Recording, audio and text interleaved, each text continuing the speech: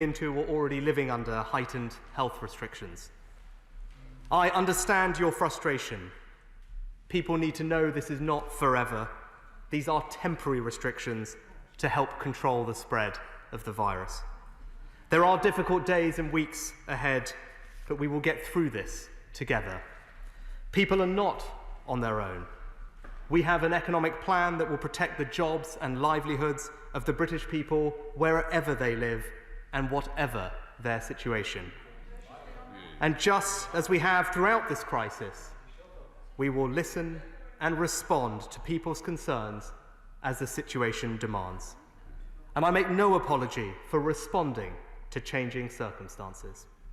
And so today, we go further. Mr. Speaker, the Prime Minister was right to outline a balanced approach to tackling coronavirus, taking the difficult decisions to save lives and keep the R rate down while doing everything in our power to protect the jobs and livelihoods of the British people. The evidence is clear. A regional, tiered approach is the right way to control the spread of the virus. My right honourable friend, the Chief Secretary, yesterday set out for the House our economic support for businesses who are legally required to close. We're providing billions of pounds of support for local authorities, a grant scheme for affected businesses worth up to £500 million every month, and of course, we expanded the job support scheme, with the government covering the cost of paying 2/3 of people's normal wages if their employer had been legally required to close. And for areas in Local Alert Level 3, we have made available over £1 billion of generous upfront grants, so that local authorities can support businesses, protect jobs, and aid economic recovery in a fair and transparent way. That is our plan to support closed businesses. But it is clear that even businesses who can stay open are facing profound economic uncertainty. This morning I met with business and union representatives, including those from the hospitality industry, to discuss the new restrictions. Their message was clear. The impact of the health restrictions on their businesses is worse than they hoped. They recognise the importance of the tiered restrictions in controlling the spread of the virus. But a significant fall in consumer demand is causing profound economic harm to their industry.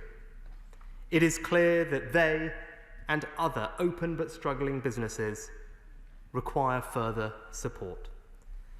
So, Mr. Speaker, I'm taking 3 further steps today. First, I'm introducing a new grant scheme for businesses impacted by Tier 2 restrictions, even if they aren't legally closed. We will fund local authorities to provide businesses in their area with direct cash grants.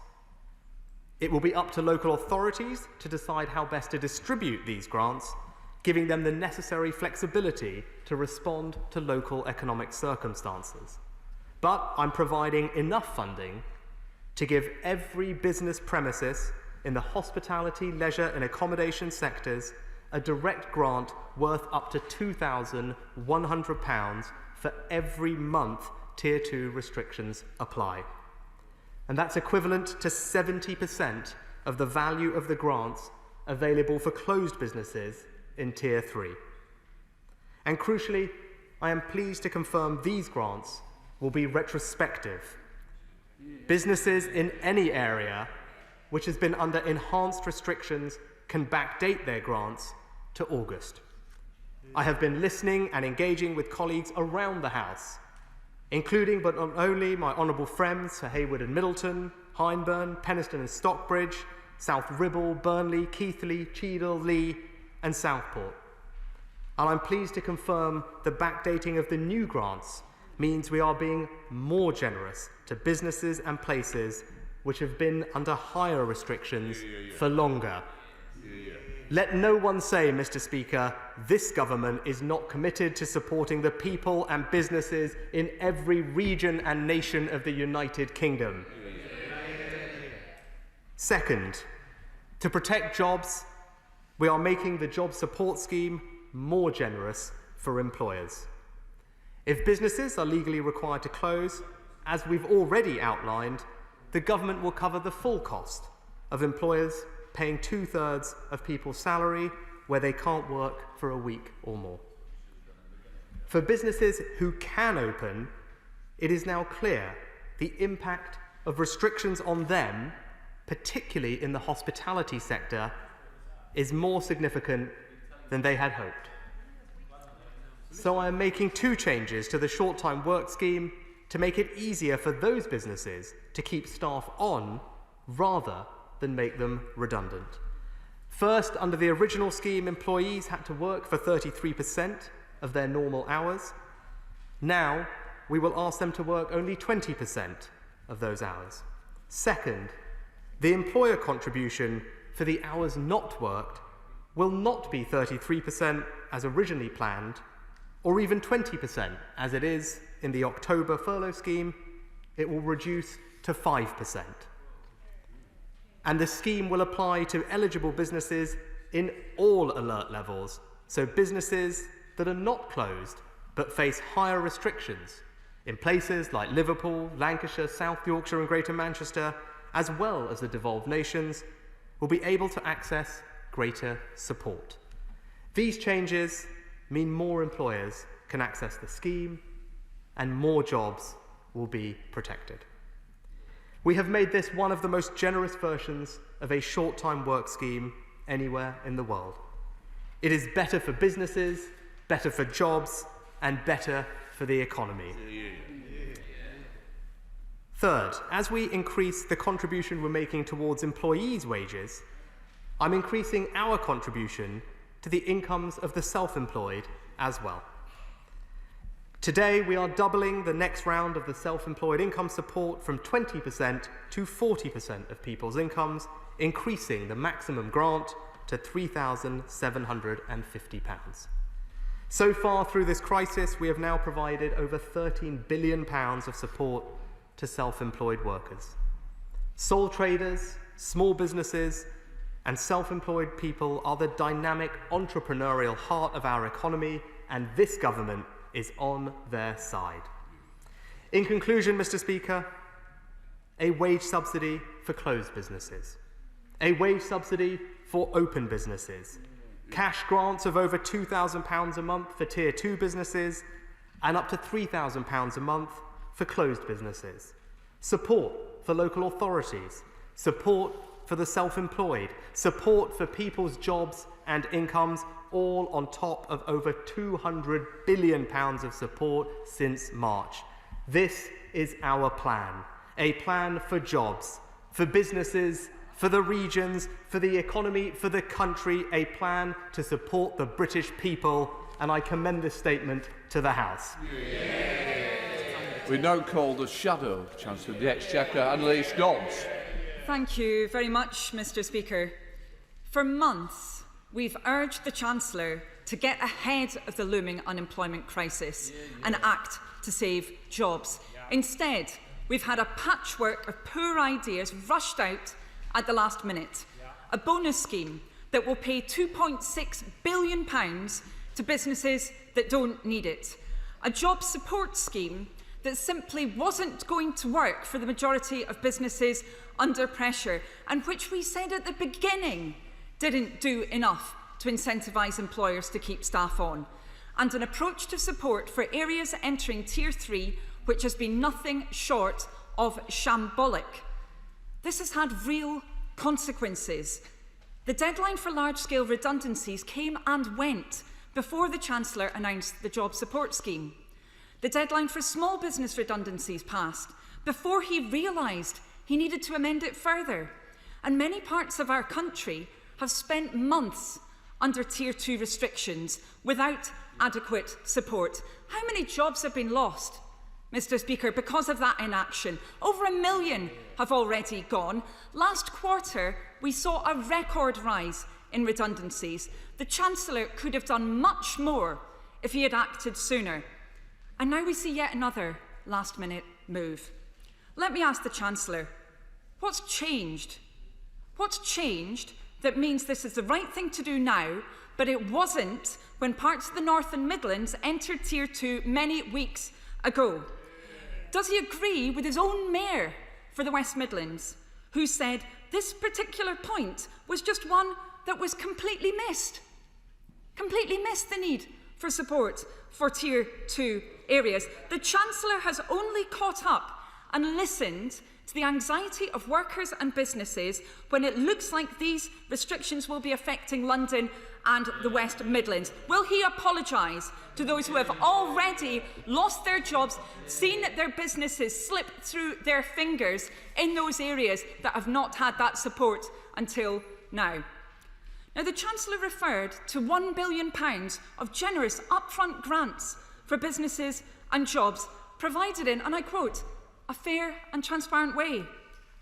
There hasn't been a system of upfront grants for those in the North and Midlands, and the process hasn't been fair and transparent for businesses and workers.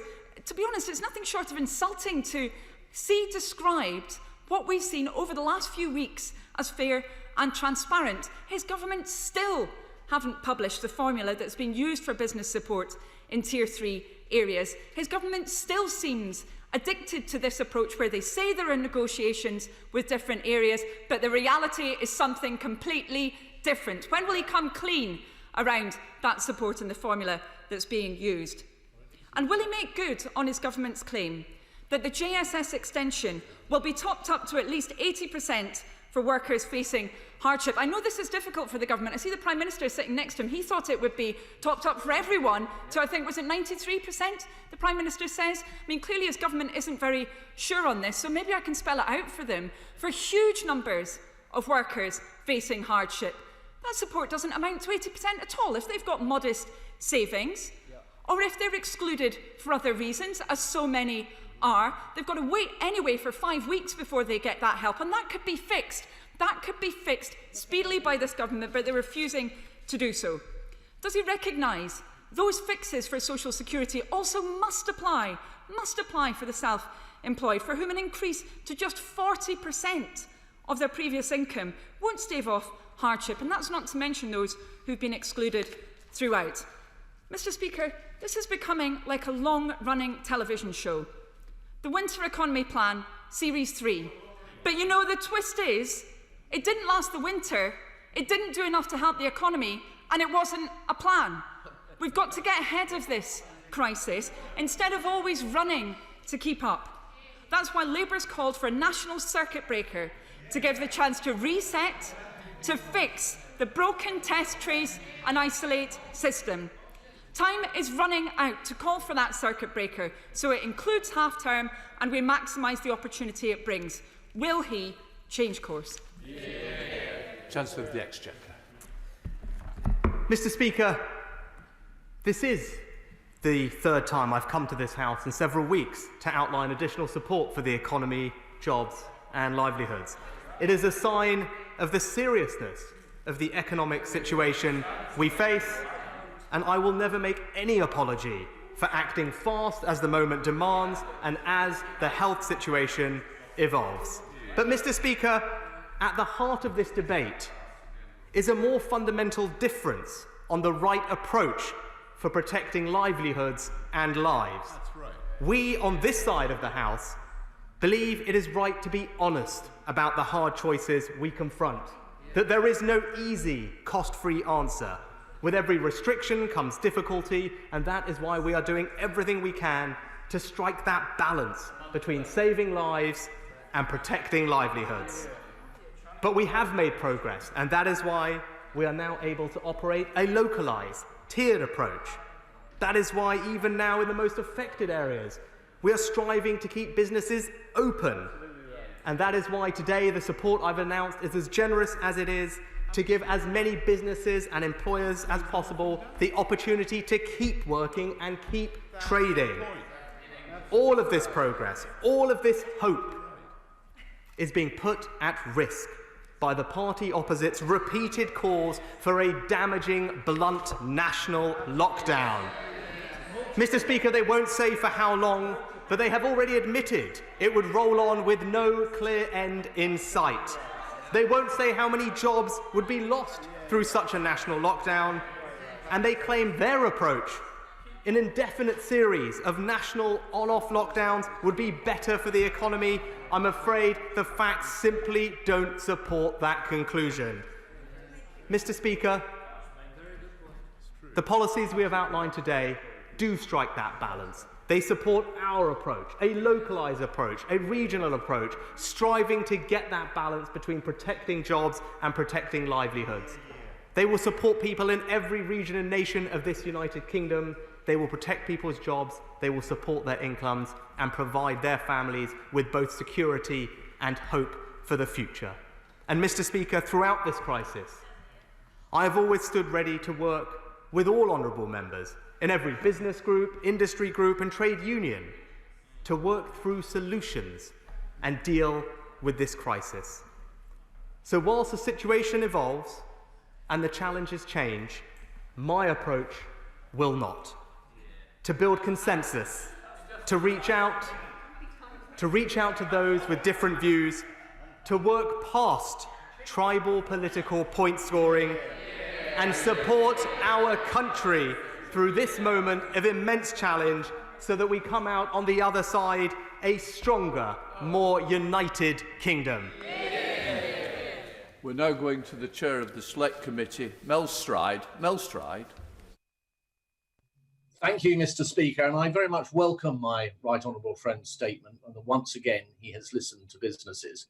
But when it comes to lockdowns, and I have to say I agree with his remarks that he has just made about circuit breakers, could I draw my right honourable friend's attention to the minutes of the SAGE meeting on the 21st of September, which state, in the context of lockdowns, and I quote, "Policymakers will need to consider analysis of economic impacts and associated harms alongside this epidemiological assessment. This work is underway under the auspices of the chief economist." So could my right honourable friend update the House on the progress made by the chief economist? And will he agree with me that to ensure a balanced public debate, the chief economist or similar economic expert should join the epidemiologists for number 10 COVID press briefings? Well, Mr. Speaker, I'm grateful to my right honourable friend for his observation. He's absolutely right. The party opposite did reference the SAGE minutes, but seemed to forget that part of the minutes, which struck very rightly that balance between protecting jobs and protecting lives as well. And he can rest assured that that is what we on this side of the House and in this government will always do. I may spare the chief economist the pleasure of the press conferences, but he is right that analysis is taking place. I've presented some of it at the press conferences. I'm happy to talk more about it at this dispatch box, but fundamentally he will know, as I know, our economy is facing enormous strain. Almost 750,000 people have already lost their jobs, and sadly more will, which is why, Mr. Speaker, a regional targeted approach is the right approach. It allows us to both protect lives and protect livelihoods.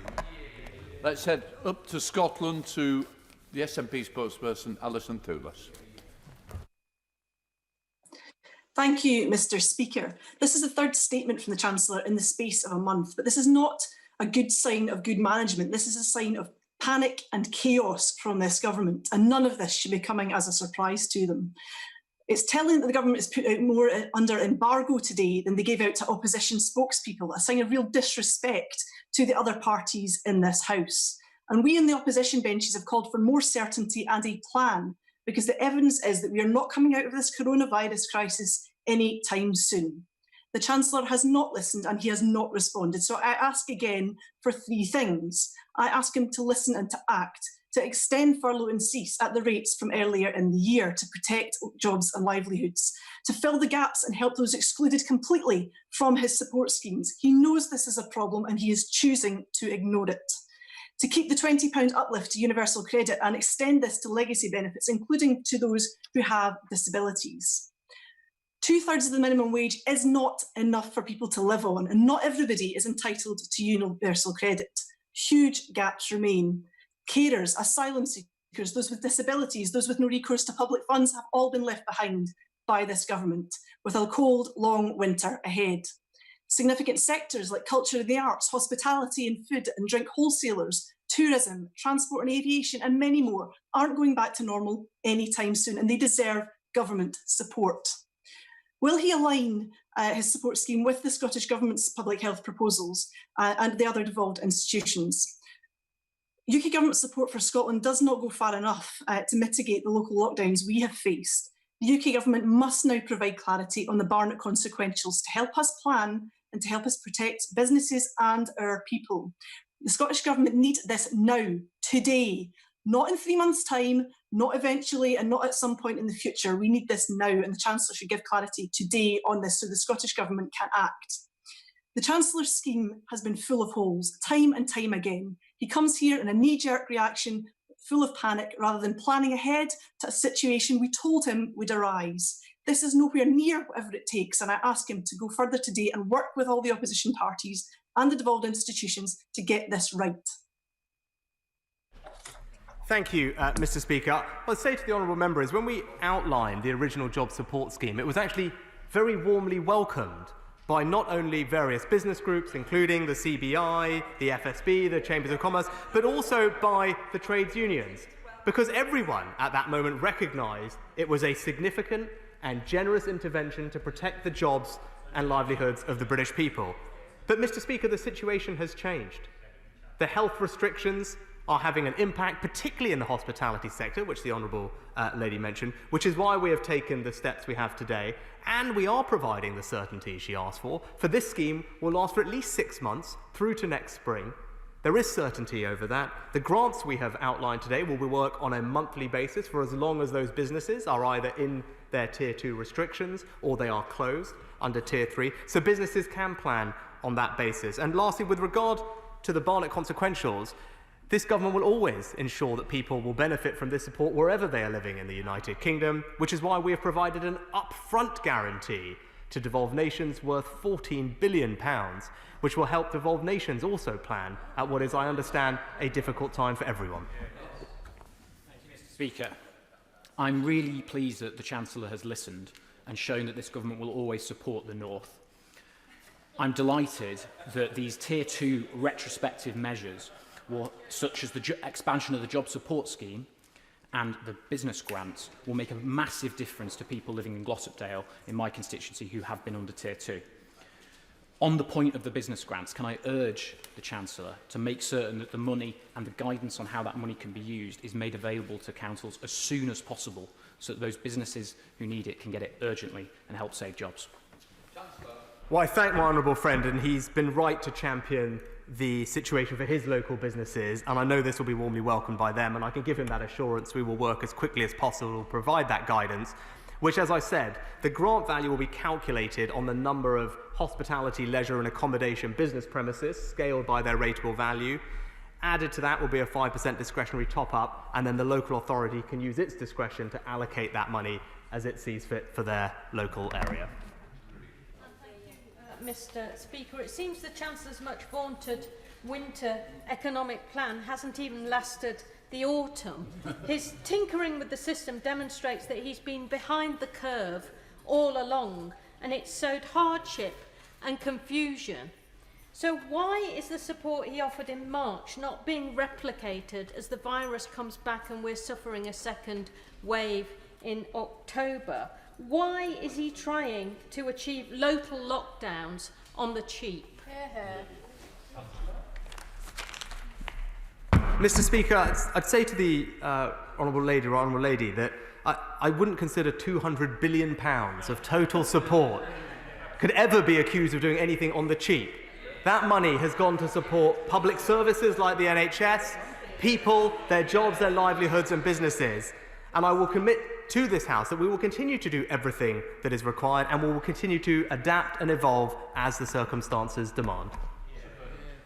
Mr. Speaker, can I thank my right honourable friend for bringing forward this package, for listening and acting in the interests of the economy? Isn't it essential that we align the interests of business and the economy with the interests of controlling the virus, rather than let these become polar opposites in argument with each other? And can we perhaps draw back from some of the partisanship that has soured relations over the last few days, because I don't think that does any good for public confidence in how we are all tackling this very difficult and wearing crisis? Well, I think those are wise words from my right honourable friend, and I think he is right to highlight the importance in this House and elsewhere of us adapting a constructive and collegiate approach to tackling what is clearly a national crisis, and one which we will get through, Mr. Speaker, but we will get through it by working together and emerging stronger on the other side. Thank you, Mr. Speaker. From tomorrow, Wales will begin a 17-day firebreak lockdown to help control the spread of the virus. And during that period, there will be 2 support schemes from the Treasury as one ends and another one starts. First Minister of Wales asked the Chancellor to allow Welsh businesses to access the job support scheme a week early, which I understand the Chancellor has refused. So a further request has been made to ease the rules on furlough for 1 week to allow people to get that support. We need to ensure that bureaucracy is reduced, so to allow Welsh businesses to protect jobs. So could I ask the Chancellor, will he be flexible on what support specifically will he give to Welsh businesses? Mr. Speaker, we've actually tried to reduce the bureaucracy by making sure that we don't have overlapping schemes at the same time. That would only increase complexity for businesses.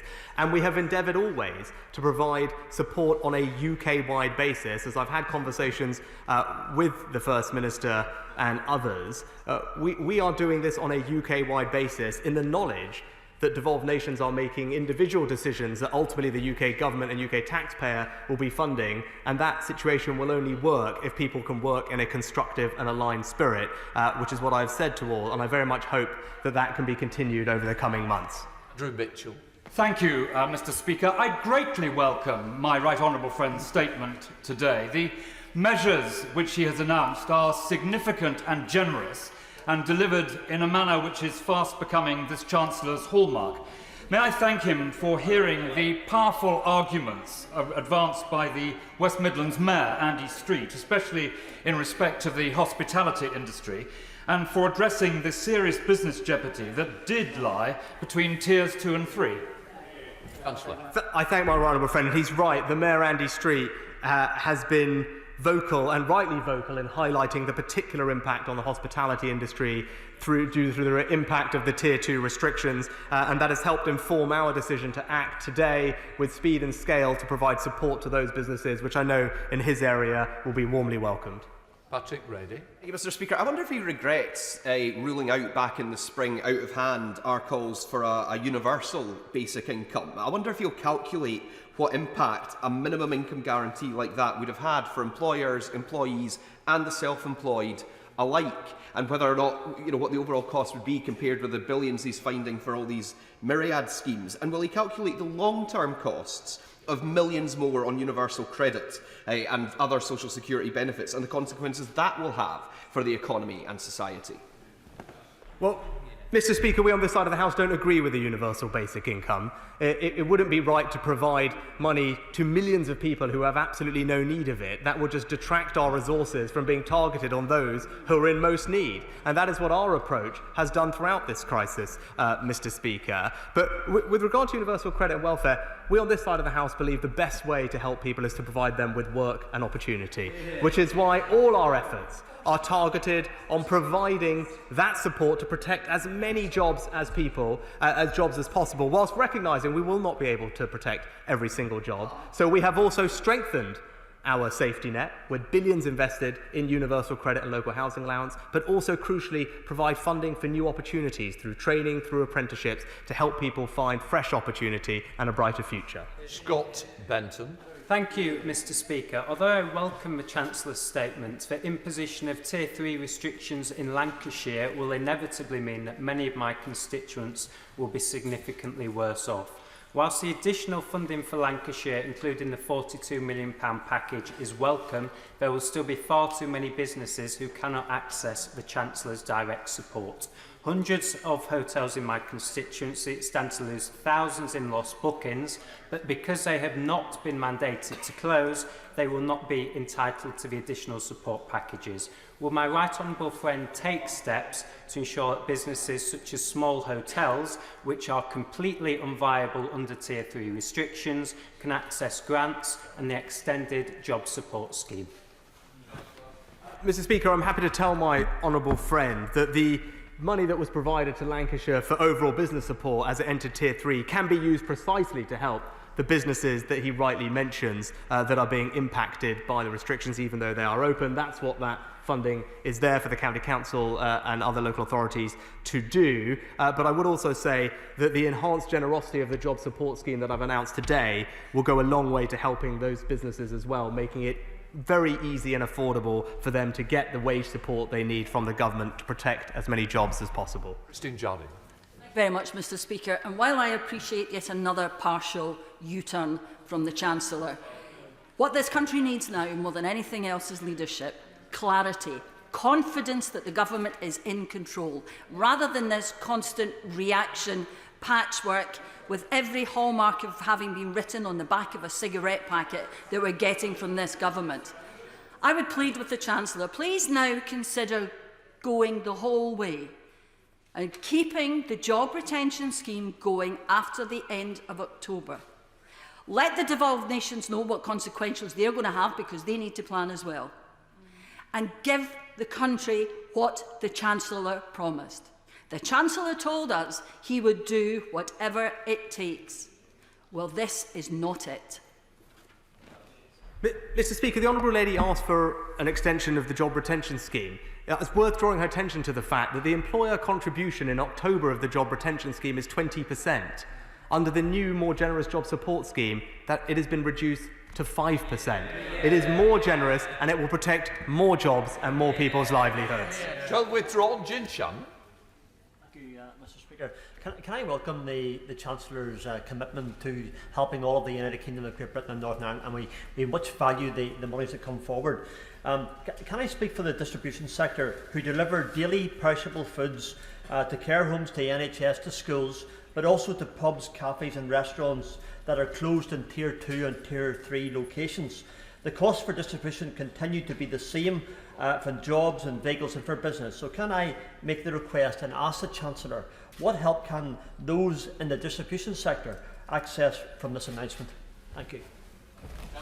Mr. Speaker, my honourable friend makes an important point about the supply chains of those serving the hospitality industry. There are two things I'll draw him to. The Tier 2 grant programme I've announced today will contain a 5% discretionary top-up for local authorities that they can use at their own discretion to support local businesses. They may choose to use some of it for the reasons or the means he outlined. But also, what we have done with the enhanced generosity of the job support scheme is not target it purely at the hospitality industry, or indeed purely at businesses operating in Tier 2 areas, because we recognise the complexity of the supply chains that he mentioned, which is why that very generous job support scheme will be available for all businesses in all parts of the country, regardless of the sector they're in. And I think that will make an enormous difference to the businesses he mentions. Thank you, Mr. Speaker.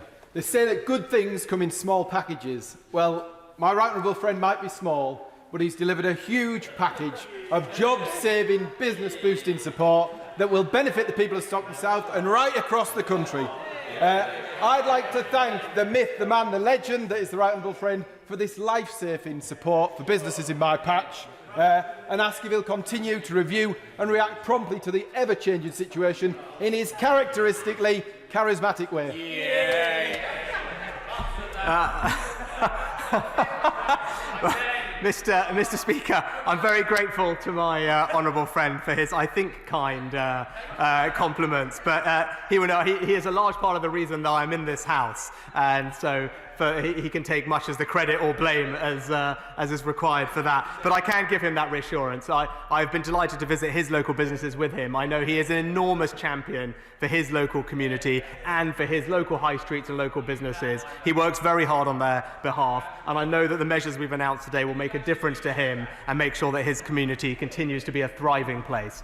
Thank you, Mr. Speaker. Alan Gent runs the Petersgate Tap in my constituency.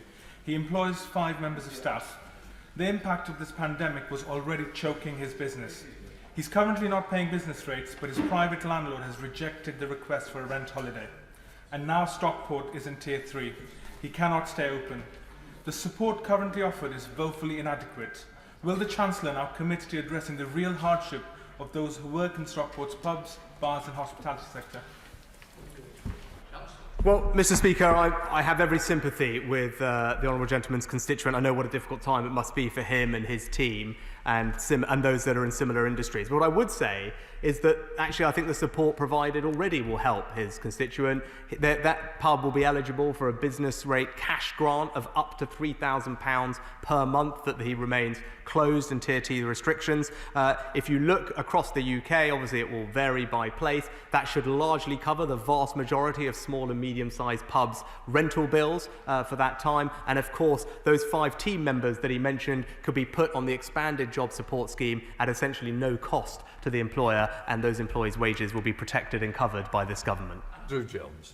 Thank you, Mr. Speaker. Firstly, can I congratulate my right honourable friend on his statement and thank him for all that he is doing. Harrogate and Knaresborough is at the medium tier level, but areas surrounding it are at the Tier 2 higher category. Businesses have noted that with concern, and they're worried about what might happen should the position change in our tier be increased. This enhanced package, I think, will therefore be welcomed, and I welcome it strongly. Does my right honourable friend agree that with the reduction in employer costs, that will result in more jobs being saved? Mr. Speaker, as ever, I thank my honourable friend for his thoughtful comments, and he's right, and that is why we took the decision to make this a universal approach with enhanced generosity to deal with the situation he mentioned of businesses operating in proximity to other areas under restrictions, those supply chains. This is a universal, generous approach designed, as he said, with a lower employer contribution to make sure that we can protect and support as many jobs as possible. Thank you, Mr. Speaker. Back in March, the Chancellor said that with regard to the exhibition sector, those that have physical properties and business rates will be eligible for the cash grant. But when they approached their local councils, they found out that this wasn't true, that because they didn't open their premises to the public, they weren't eligible. Exhibition companies in my constituency have received minimal support and are really struggling. And obviously, conferences and mass events, it looks like they won't be going ahead until the vaccine's in place. Now, it might not offer a photo opportunity like being a waiter at Wagamama, but can I urge the Chancellor to meet with those exhibition companies, including those in my constituency, and hear how much they're suffering? Mr. Speaker, the Honourable Lady might be making disparaging comments about photo opportunities at Wagamama. That's precisely because that sector employs 2 million people. They are disproportionately lower paid from ethnic minorities, younger and women. And it is right that we focus our support on the hospitality sector. They are the ones that are particularly impacted by these restrictions. But she is also right to highlight the plight of those in the events and exhibitions industry. I'm very sympathetic to that. Those businesses with business premises will receive business rates relief if they are in those categories. And indeed, the Tier 2 grants that we announced today in the categories I said would include hospitality, leisure and accommodation. Under the VOA office codes, exhibition and event spaces are typically included in that, so they would be included in the calculation of the grant value provided to local authorities. Thank you, Mr. Speaker. Business leaders I speak to, both in Arundel and South Downs but nationally, recognise that tailoring your response to the circumstances is a strength, not a weakness. They also know there's no easy choices, but the worst of all worlds would be a blunt national circuit break which would cost rather than save jobs. My honourable friend is absolutely right on his last point, and I know with his considerable business experience that he brings to this place, we're lucky to benefit from that, and he's right. In business and as in public policy, it is right that you evolve and adapt to the circumstances. That is what we have done today, but it is right that we do it in a targeted, tiered way, not the blunt national instrument that, as he rightly says, would unnecessarily cause hardship and cost jobs. Thank you, Mr. Speaker. I understand that 4:30 today, Government Minister will meet with local leaders in Nottingham to put us into the 3rd tier. We have to find this out through the media because local members of Parliament haven't been invited, which is saddening. But we, of course, if there are measures that need to take place to protect the health and well-being of our community, of course we'll support them. But these will have a profound impact on our local economy. So I asked the Chancellor today, if Nottingham moves into Tier 3 this afternoon, what package of support will he be putting in place to protect our jobs and businesses? Mr. Speaker, I know it will be a difficult time for the honourable gentleman's constituents, and he's right that they should engage constructively, and I'm glad that he and his local area is doing that. There will be a variety of support available. For closed businesses, they will receive grants of up to £3,000 a month paid centrally. Obviously, there will be a negotiation and a conversation with the Community Secretary, which will result in an amount of support being provided for businesses, similar to other areas. And of course, there is a formula to provide support, as he will know, up to £8 per head for the local authority. And that money is used to enhance local compliance, enforcement and contact tracing. So I know those conversations are ongoing, and I very much hope they can have a constructive outcome. Head to Essex with Stephen Metcalfe. Stephen Metcalfe. Thank you, Mr. Speaker. Can I warmly welcome my right honourable friend's statements and thank him for supporting people and businesses across Essex. Already over 15,000 people have benefited from the furlough scheme and over 5,000 from the self-employed income support scheme. These additional measures to support those who have been adversely affected by the recent introduction of Tier 2 in Essex are a real welcome addition. And will he confirm that he will continue to do whatever it takes to support our country and our economy? Mr. Speaker, I can give my honourable friend that assurance, and he mentioned some numbers, and that's ultimately what it is about. We stand in this place and talk about many billions of pounds and policies, but ultimately it's about the people, their jobs and their livelihoods that we are trying to protect. And I'm delighted to hear that the 20,000 people that he mentioned will have benefited from the support that this government has put in place, and I can give him and them the assurance that we will continue to do exactly that. Wales enters a firebreak lockdown tomorrow evening. There are concerns that there will be a week-long gap in support between the end of the furlough scheme and the introduction of the new wage support scheme. It would be good if the Chancellor could consider giving Welsh businesses early access to that scheme, but can I ask him to clarify its eligibility criteria, and in particular whether seasonal workers will be eligible for support? Mr. Speaker, there won't be any gap in support, and please tell the honourable gentleman that, because, as he knows, the CJRS runs all the way to the end of this month, and the job support scheme starts on the 1st of November. So there'll be complete coverage and no interruption in that. We've provided Barnet funding on the grants from the moment I announce them, so that is also available to the Welsh Government. And with regard to the specific treatment of seasonal workers and the computation of the reference earnings, that is set out in the guidance for the CJRS, and that will remain consistent in the new job support scheme. Fuller. Thank you, Mr. Speaker. On the 8th of July, my right honourable friend said his measures would be, quote, always unencumbered by dogma and driven always by the simple desire to do what is right. He was right then and he is right today in announcing these measures. And I noted the extension in support for the self-employed, which will now extend all the way through to April. Can my right honourable friend assure me that he is also working with the Secretary of State for Health to ensure that we're doing whatever we can to get self-employed people and everyone else into work and back to work without restrictions as quick as possible?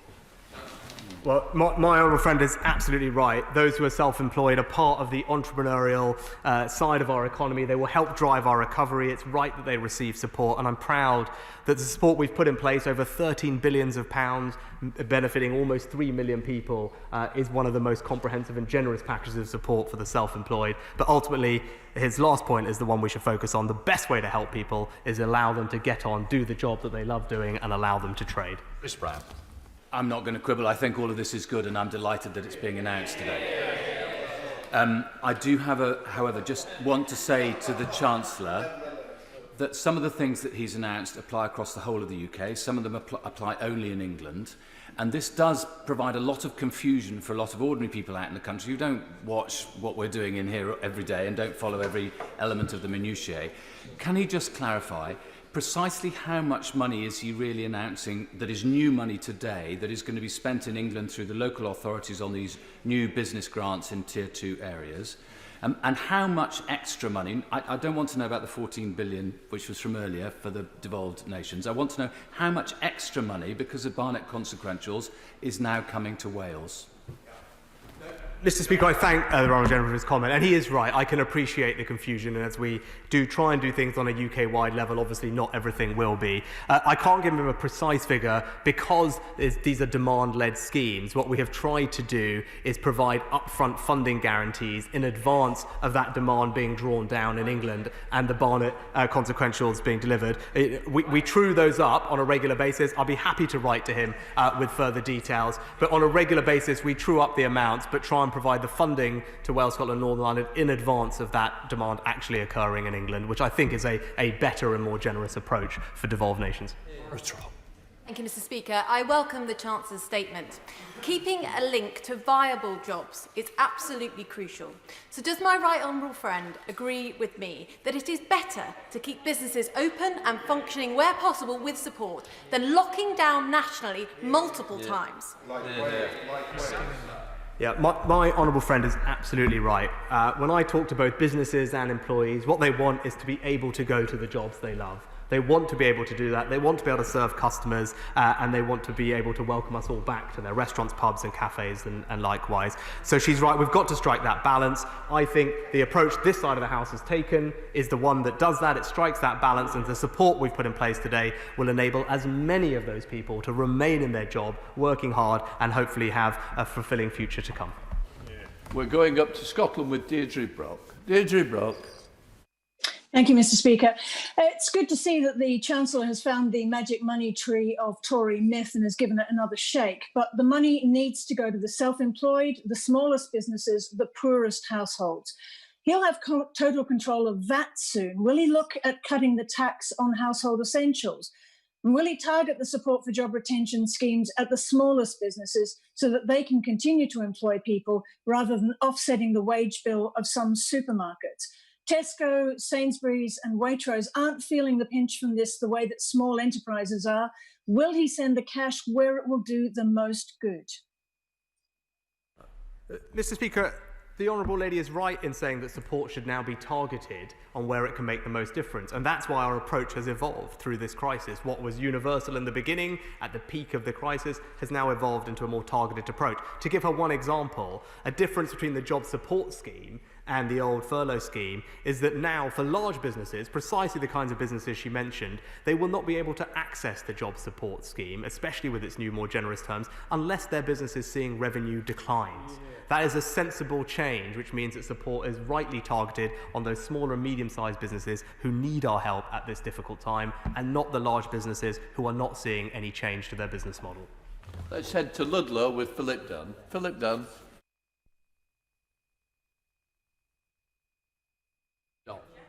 Yes. Naz Shah.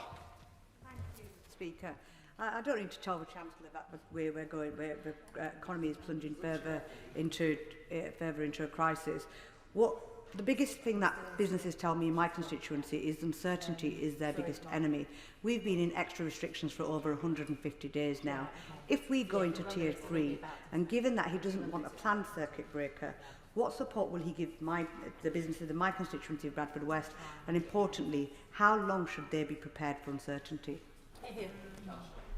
Mr. Speaker, I'm pleased to tell the Honourable Lady that the Tier 2 grants that I announced today will be backdated. So for her businesses and her local authority will receive funding backdated to when they entered Tier 2 restrictions. And I think those grants worth up to £2,000 or just over a month will be of an enormous support to her businesses and what I appreciate is a difficult time. James Wow. Thank you, Mr. Speaker. Although Norfolk remains in Tier 1, this additional support for hospitality, tourism and other businesses is very welcome. And as well as the short-term measures in this plan for jobs, looking longer term, will my honourable friend bring forward proposals at the spending review for tourism zones, including one for Norfolk and Suffolk, and also accelerate the rollout of gigabit broadband for businesses in North West Norfolk so they benefit from greater connectivity sooner? Well, my honourable friend is regularly reminding us all about the importance of digital connectivity in rural areas like his and indeed mine, and he will know, as I do, that this government is committed to bringing both gigabit-capable broadband and indeed mobile phone network to all those parts of our country that otherwise might not have as strong connectivity as they would like, and I know he will join me in welcoming that, but it also will make an enormous difference to the local economy in his and other rural areas. Let's head up to Greater Manchester with Debbie Abrahams. Debbie Abrahams. Thank you, Mr. Speaker. Mr. Speaker, 23 OECD countries had job subsidy schemes in place for a major event such as a pandemic. Unfortunately, the UK wasn't one of them. This government's piecemeal approach to the pandemic is leading many of my constituents to ask why we were so poorly prepared in every single way for this pandemic. In Oldham East and Saddleworth, unemployment has nearly doubled since March. We know now across the country that nearly 300,000 people weren't eligible for social security support, a third of whom were disabled, and 1 in 10 were from the Northwest. So for those low-income workers covered by this new financial package, how many will be excluded from social security support to top up their wages? Well, Mr. Speaker, the Honourable Lady is right to say we did not have a wage support scheme when we entered this crisis, which is why I'll place on record my thanks to the fantastic team of officials, both at the Treasury and also HMRC, for acting with unbelievable speed and decisiveness in helping me create, design and implement these schemes in record time, enabling us to help pay the wages and protect the jobs of over 9 million people. Dr. Luca. Thank you, Mr. Speaker. Last night I had a meeting with Hinckley Bid and met with businesses who raised their concern about what would happen if they go into Tier 2. I told them at the time the Chancellor and the Treasury were listening. I'm pleased to welcome the support coming in for Tier 2 today, should indeed my area move into that area. In the spirit of listening, would he consider providing a roadmap for areas that are struggling the most, like weddings, events and conference and travel industry, to try and give them some clarity and certainty going forward? Well, Mr. Speaker, I'm grateful to my honourable friend for raising this, and I know he has raised the impact of the potential Tier 2 in his area and his businesses with me, and hopefully he will be reassured by the announcements today. Now, with regard to travel and events, and those things are interlinked, I think, as he knows, as I know, we must work on finding a way to allow more travel to happen. That is something that the Transport Secretary has spoken to colleagues about and is actively engaged in working with industry and health professionals to see what more we can do to facilitate greater ease of travel and therefore open up just travel corridors, but also help our events industry as well. To North Down with Stephen Furry. Stephen Furry. Thank you, Mr. Speaker. It is important that the public health and economic support measures move in harmony. Northern Ireland had to go into tighter restrictions on the 16th of October ahead of other parts of the UK. The 20% employer contribution on the outgoing job retention scheme is a major challenge for employers to keep jobs. Given that the Chancellor has shown some flexibility today, can I ask him to reconsider the timescale on the new scheme and potentially backdate the 5% employer contribution to the 16th of October? Well, Mr. Speaker, given that the grants are backdated, if that results in extra Barnett consequentials, of course that extra funding will flow to Northern Ireland as it will to other devolved nations. With regard to the job support schemes, as I said before, there will be no interruption of coverage between one scheme to the other. And as he points out, starting on November the 1st, the employer contribution will be significantly reduced. Jenny Davis. Speaker, I am incredibly grateful to my right honourable friend and indeed the whole Treasury team for the work they've put in, and special thanks to my honourable friend the member for East Surrey for her engagement on this matter as well. I'm already receiving messages from my constituents absolutely delighted with these schemes. That's Bishop Auckland landlords. We're going to be helped out by this. So I just have one question, and that is how quickly can we expect these grants to hit businesses? I know County Durham did an exceptional job at getting those out last time, but if we could provide a timeline, that'd be very helpful. Grateful. Well, Mr. Speaker, I know my honourable friend is a proud champion of all her local pubs, especially judging from all her Instagram photos. I'm very jealous, but having visited at least many of them with her on the campaign, I'm glad that she is providing them with the support that they need at what is a difficult time. I know the grants today will make a difference. I can reassure her we will work very quickly in getting the guidance out. The funding will be available on a monthly basis, starting as soon as we start the restrictions, and a month later the funding will be there for those businesses to pay out. Heading up to Scotland with Martin Day. Martin Day. Thank you, Mr. Speaker. We've heard the latest package of COVID measures to be announced, and we clearly face a further protracted period of the crisis ahead, with more and more areas going into local restrictions. And given the regional packages announced for England regarding the Barnettisation, will the Chancellor tell us exactly what these consequentials will be, as devolved nations need to plan properly for their own mitigation measures? Mr. Speaker, I refer the Honourable Gentleman to my previous answer. We've taken the approach of providing upfront funding guarantees to devolved nations. That's worth £14 billion currently, and on a periodic and regular basis, we will update and review those. But in all ways, when dealing with these demand-led schemes, it's difficult, which is why we've taken the approach, which I think is generous and better, of providing upfront funding to devolved nations. Robert Neal. Thank you, Mr. Speaker. The Chancellor's measures will be very welcome by the hospitality sector in London.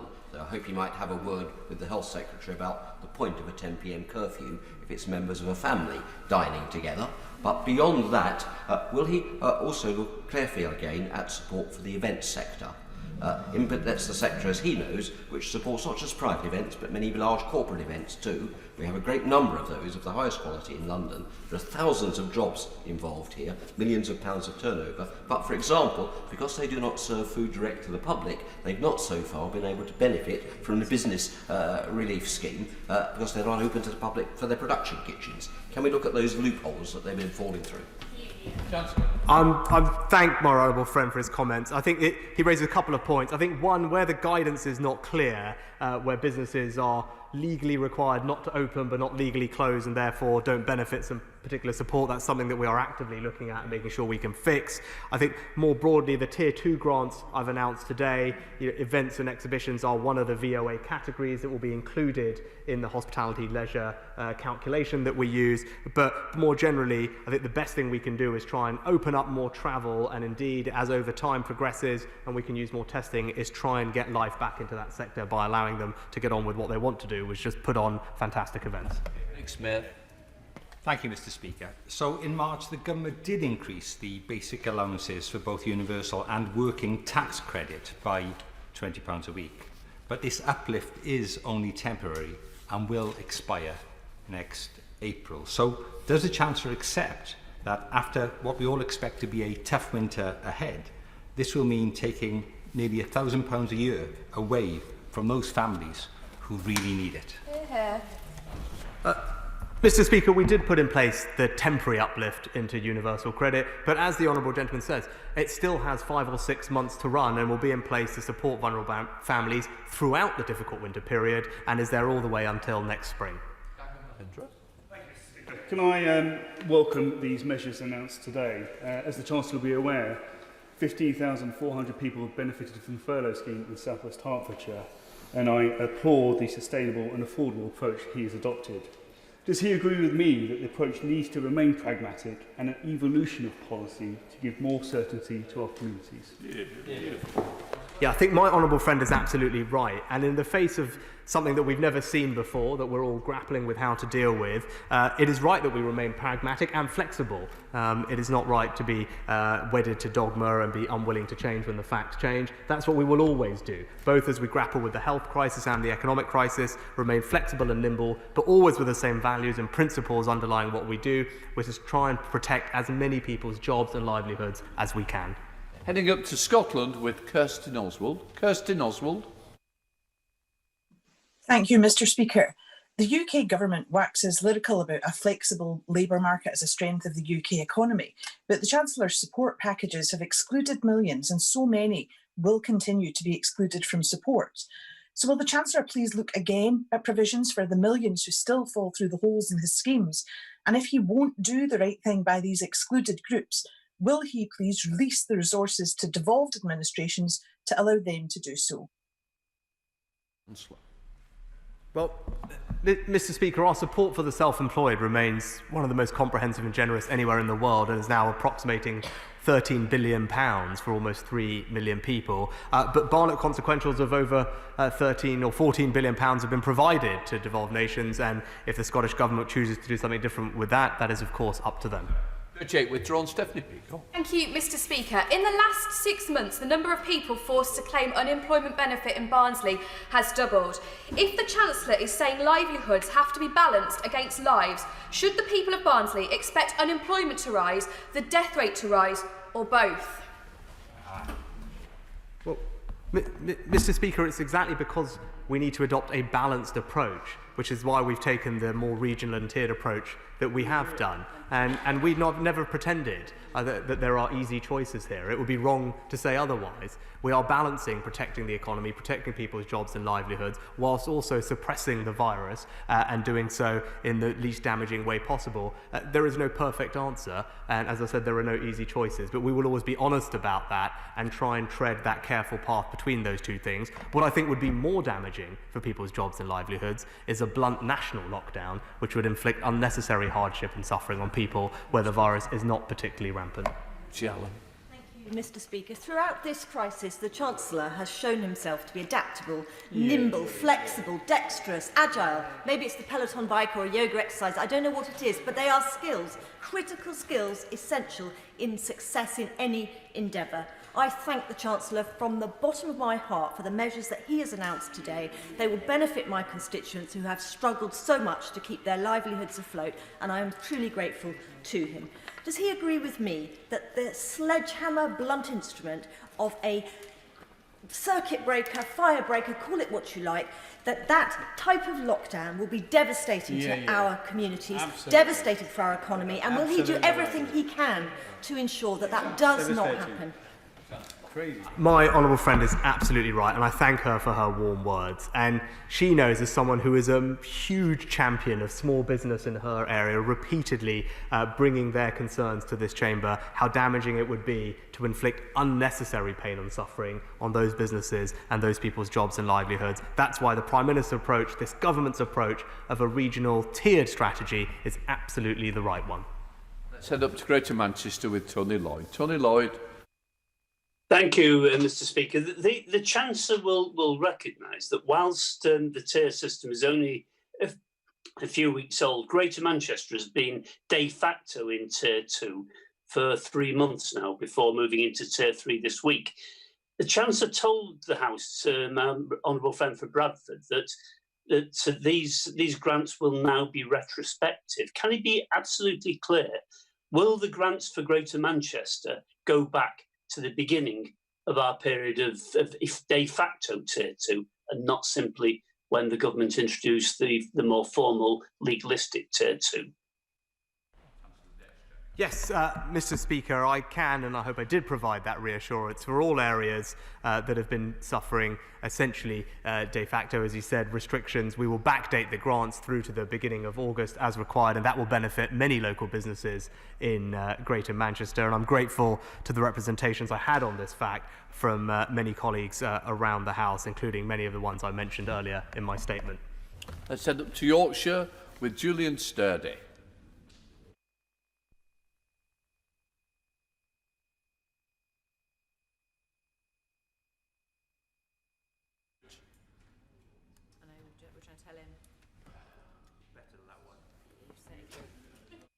Question of the day will now go up to Scotland with Neil Gray. Up to Scotland, Neil Gray. Thank you very much, Mr. Speaker. It's taken weeks for him to tinker with his job support scheme to get it to a better place, as if he was surprised about the impact of the necessary public health restrictions would have. But it really begs the question why he didn't just keep furlough.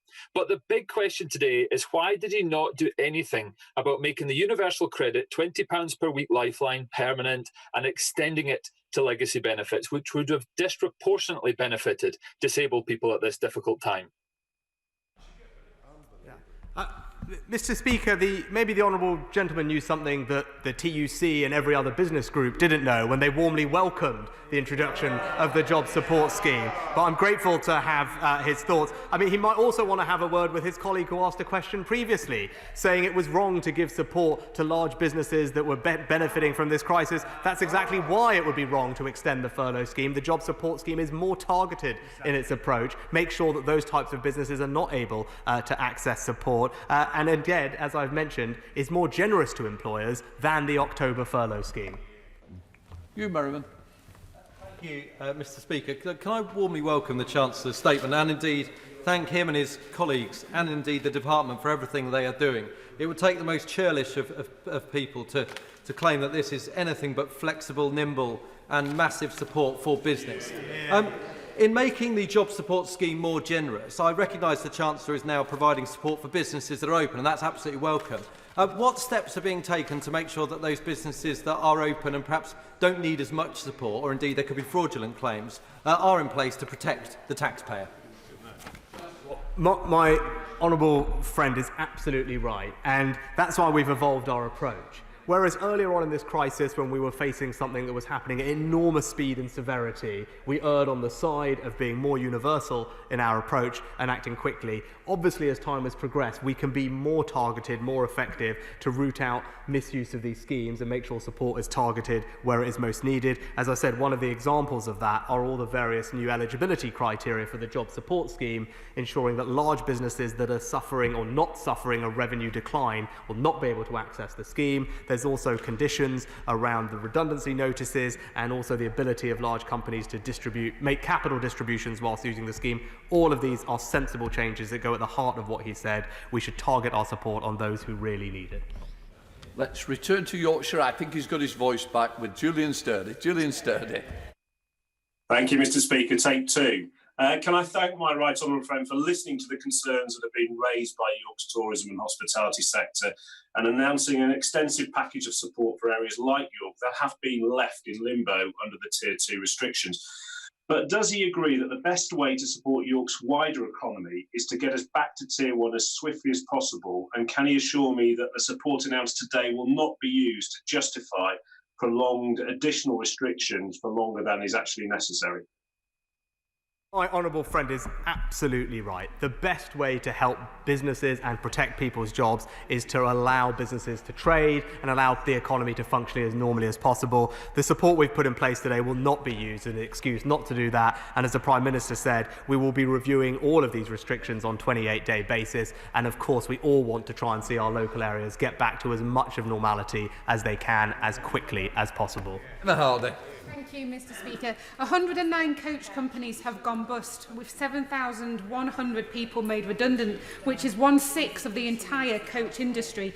And one reason they tell me is because they fall between gaps in support, being classified as neither tourism nor essential travel. Please will the Chancellor look urgently into what specific support can be given the coach industry, and if the relevant minister will meet with me and representatives of the sector to discuss their concerns. Well, Mr. Speaker, I'm happy to organise for a relevant minister to meet with the Honourable Lady, and hopefully those companies, and she's right about the difficult time that they are experiencing, will have been able to access, for example, the bounce back loans or the CBIL loans to help them with cash flow, ditto with the VAT deferral and time to pay. But I appreciate it is a difficult time for them, and the best thing we can do is allow more economic activity so they can get their coaches full as quickly as possible. Can I warmly welcome this package of support? I think, nevertheless, as the Chancellor has acknowledged, this will be a difficult winter for some businesses. When we move into hopefully a spring recovery, we'll see the reintroduction of the full rates of VAT and business rates. Would my right honourable friend consider phasing in the reintroduction of those at slightly lower levels to allow businesses to get back on their feet in these very important sectors? Mr. Speaker, as ever, I'm grateful for my honourable friend's advice and support. And he's right, the business rates holiday we've put in place this year has provided over £10 billion of support to almost 1 million businesses. I know what a vital lifeline it is. So, of course, we keep all measures under review and future fiscal policy is for budgets. But I thank him for raising the point with me. Let's head back to Yorkshire with Richard Bergen. Richard Bergen. Thank you, Mr. Speaker. When I previously asked the Chancellor about furloughed workers having to survive on less than the minimum wage, his callous response was that they would be, and I quote the Chancellor, able to work elsewhere. Yet minimum wage workers in very high virus areas, whose workplaces have been forced to shut, will now have to live off just 2/3 of the minimum wage. That's just £5.81 per hour, the minimum wage level of 11 years ago. So will the Chancellor introduce a wage floor so no such worker has to live off less than the minimum wage? Mr. Speaker, we've addressed this point before, but I'm happy to repeat it. For those who are very low-paid workers, they will benefit from the flexibility and responsiveness of universal credit.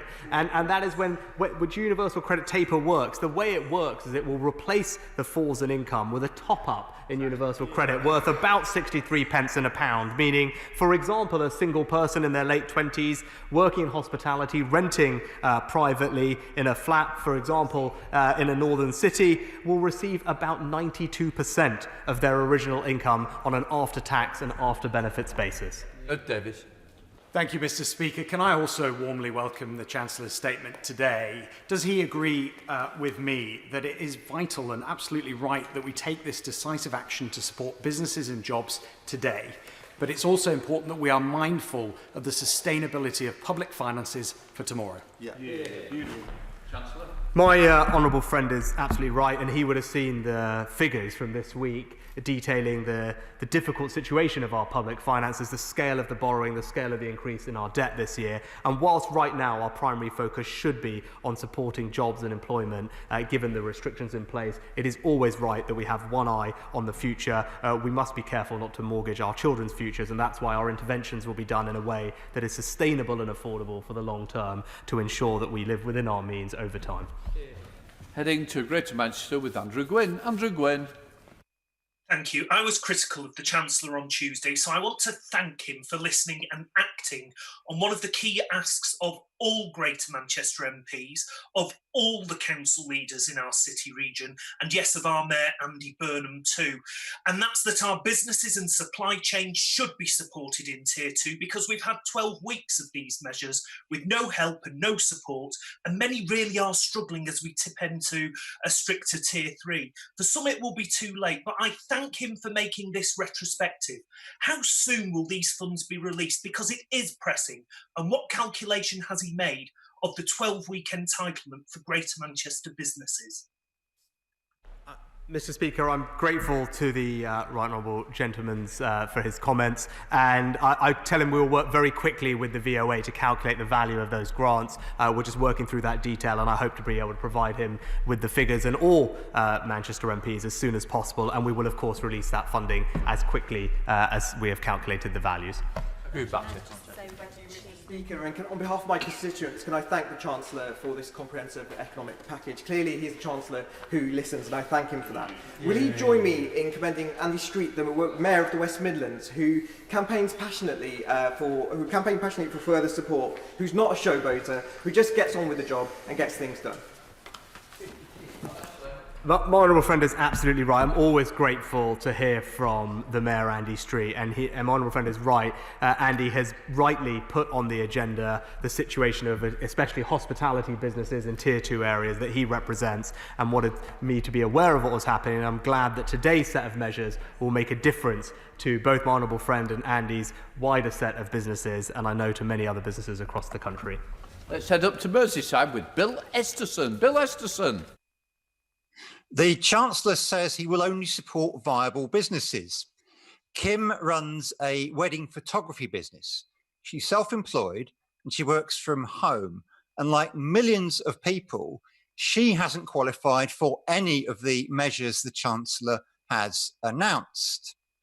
Weddings will need photographers again, and Kim already has 71 bookings for next year. So what is the Chancellor's message to Kim and millions like her about why he thinks her business isn't viable? Mr. Speaker, I'm very happy if the honourable member wants to write to me with the particular circumstances of Kim, and I'd be happy to see what various things we have done that may be of benefit to her and her business. Tom Hunt.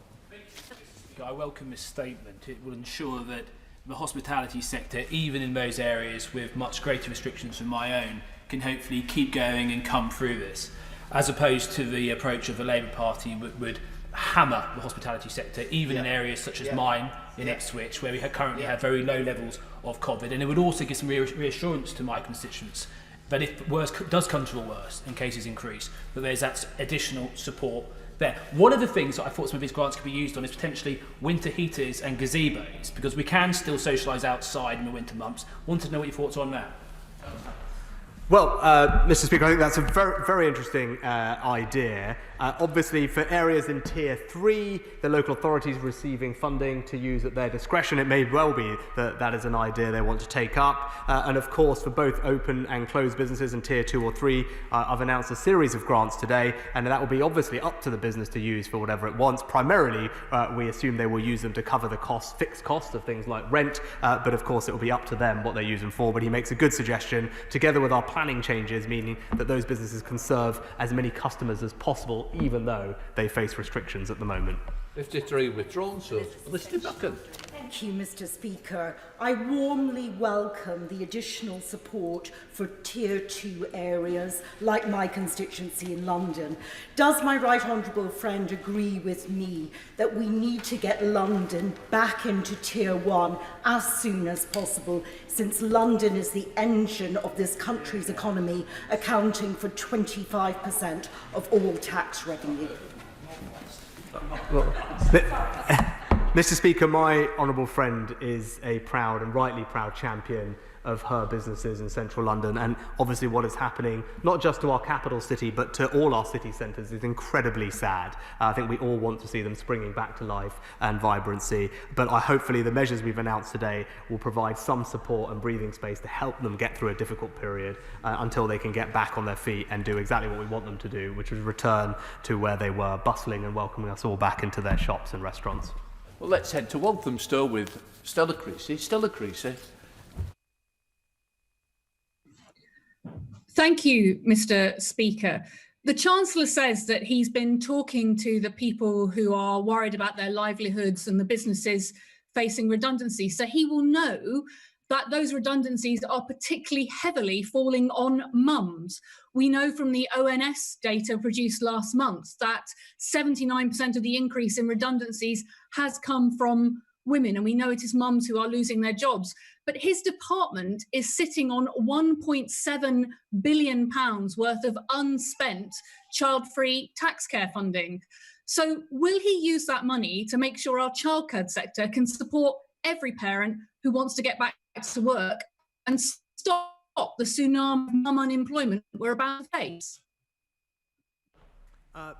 Mr. Speaker, the Honourable Lady is right to highlight the particular importance of good quality childcare, and I think, as she said, enabling mums to be able to protect their employment. I'm happy to look at the specific suggestions she mentioned, but I think we have made recently, in the last budget and before, some changes to the operation of tax-free childcare to enable it to access, so it's more available to more people. She's right that the take-up hasn't been what it's forecast, which is why we put the changes in place to broaden the approach and broaden the eligibility of people on it, but I'm happy to look at her specific suggestion.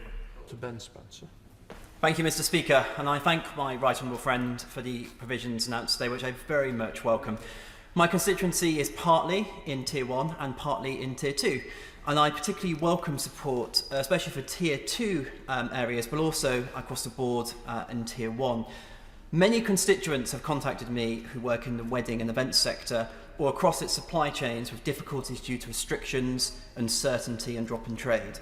Can my right honourable friend confirm that today's announcement will also support the events sector and, crucially, those working across its supply chain? Mr. Speaker, it's precisely because we took a generous and universal approach with eligibility for the job support scheme with its new generosity that supply chains of all affected industries will be able to benefit. And there was some calls that should only be targeted on those in Tier 2 areas, or, for example, those only in hospitality. We've taken the decision to make sure that the new job support scheme with its new generosity is available to all employers, all employees, wherever they are in the UK, and I think that will be of benefit to the industries and businesses that he mentioned. Thank you, Mr. Speaker. There's no change for people who are self-employed in this announcement. A constituent of mine has contacted me, who back in March was assessed as earning too much to qualify for any assistance. Her income has now been revised down, but there is no way for her to appeal that original decision. So this is no way to treat self-employed people. Can the Chancellor go away and look at these people who've fallen through the net? Mr. Speaker, perhaps the honourable gentleman missed the part of the statement, for which I apologise if it wasn't clear, but we have doubled the value of the self-employed grants that will be paid in the winter from 20% to 40%, mirroring the increase in the government's support for those who are in employment and ensuring parity between self-employed and employed. But as I said, that is generous and comprehensive. With regard to the income threshold, yes, he is right. We have decided to target support for self-employed on those who earn less than £50,000. That is 95% of all those who are majority self-employed, and of those 5% who aren't included, the average income of those people is about £200,000. Martin Vickers. Mr. Speaker, I welcome our honourable friend's package, and he has quite rightly adapted the support that he's given to the changing circumstances. Can I look beyond the pandemic and to the economic recovery, and could I urge continued support from my constituency in respect of the Greater Grimsby Town deal? We also need broadband connectivity, and a special mention there for the village of Well Newton, and I know he'll be disappointed if I don't also mention Freeport status for Immingham and the Humber ports. Again.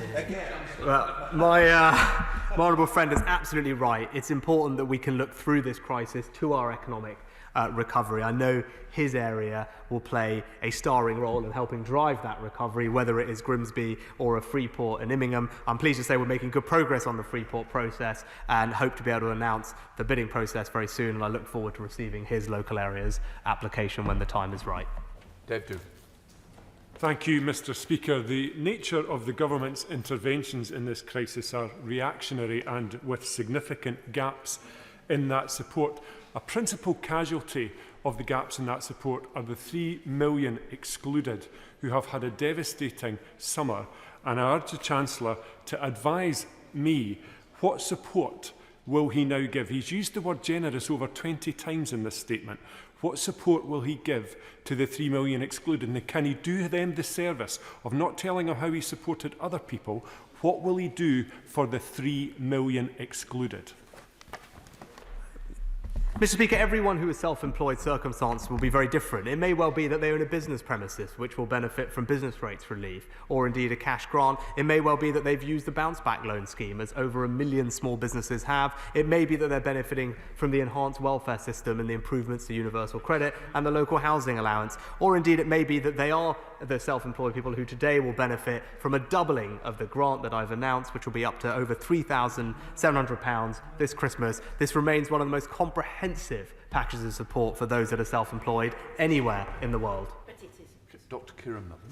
Thank you, Mr. Speaker. On behalf of the Hot Pulp Pub in Wisterton, Hickory Smokehouse in Shavington, Piri House in Nantwich, Giovanni's in Crewe, 8 Farmers in Leighton, all of whom have been telling me about the difficulties they've been facing, I want to thank the Chancellor for the support measures he's announced today, which are going to make a huge impact on their ability to get through this troubling time. Can you confirm when this support will be available and whether it will be backdated for those of us that have been in Tier 2 for some time?